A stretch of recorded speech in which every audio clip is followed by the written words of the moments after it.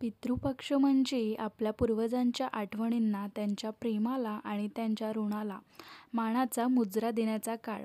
या काळात आपल्या घरात बनवली जाते ती तांदळाची गोडसर खीर, जी श्रद्धा आणि प्रेमाने पितरांना अर्पण केली जाते. आज आपण ही पारंपरिक तांदळाची खीर अगदी आपल्या आजीच्या स्टाईलमध्ये बनवणार आहोत. चला तर मग वेळ न घालवता रेसिपीला सुरुवात करूया. मी ज्या मापाने खीर करत आहे त्या मापाने 5 जणांसाठी खीर पुरेपूर आहे. तर आज आपण आता मस्त खीर करणार आहोत. त्यासाठी आपल्याला तांदूळ अर्ध्या तासांसाठी भिजवून घ्यायचे आहे. तर 3 ते 4 चम्मच तांदूळ मी मस्त अर्ध्या तासांसाठी भिजवून घेतले होते. आता हे तांदूळ जे आहे स्वच्छ धुवून घेतले आणि मिक्सर जारमध्ये ॲड केले आहे. छान रवाळ आपल्याला दळून घ्यायचे आहे. हे तांदूळ मिक्सरवरती काढून घ्यायचे आहे. या पद्धतीने तुम्ही पाहू शकता मस्त रवाळ टेक्स्चरचे आहे. ही जी खीर आहे कमीत कमी तुपामध्ये होऊन तयार होते. तर इथे मी 1 चम्मच एवढं तूप टाकून घेतलं आणि यामध्ये जे तांदूळ आपण मिक्सरवरती काढून घेतले होते ते तांदूळ टाकून मस्त खमंग भाजून घ्यायचे आहे.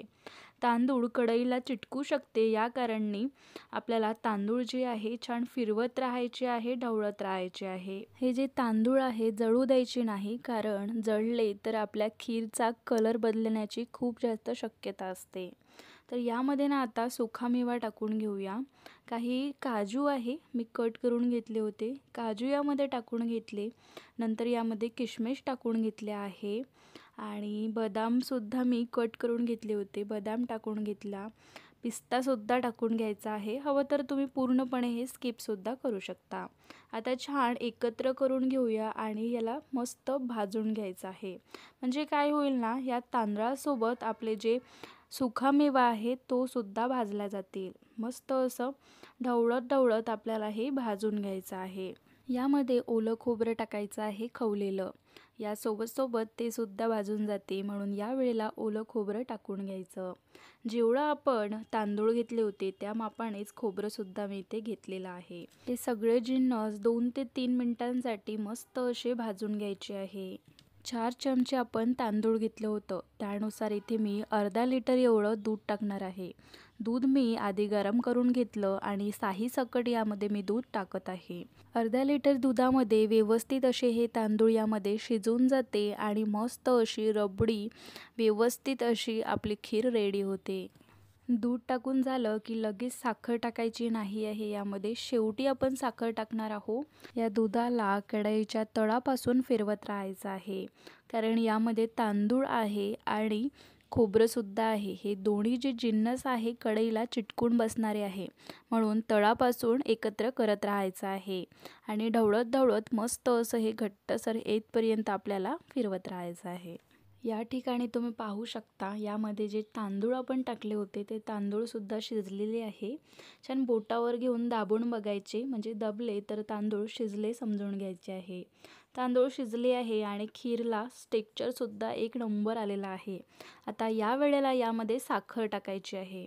तर ज्या मापाने आपण तांदूळ घेतले होते त्या मापानेच इथे साखरसुद्धा घ्यायची आहे. हवं तर तुम्ही जास्त किंवा कमीसुद्धा टाकू शकता. तुमच्या चवीनुसार तुम्ही कमी जास्त इथे करून घ्या साखर.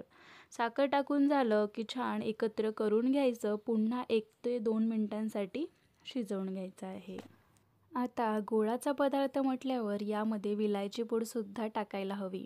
विलायची पूड टाकून घेतली आहे अर्धा चम्मच. छान एकदा पुन्हा ढवळून घेऊया आणि पुन्हा 1 ते 2 मिनिटांसाठी परतून घ्यायचं आहे, शिजवून घ्यायचं आहे.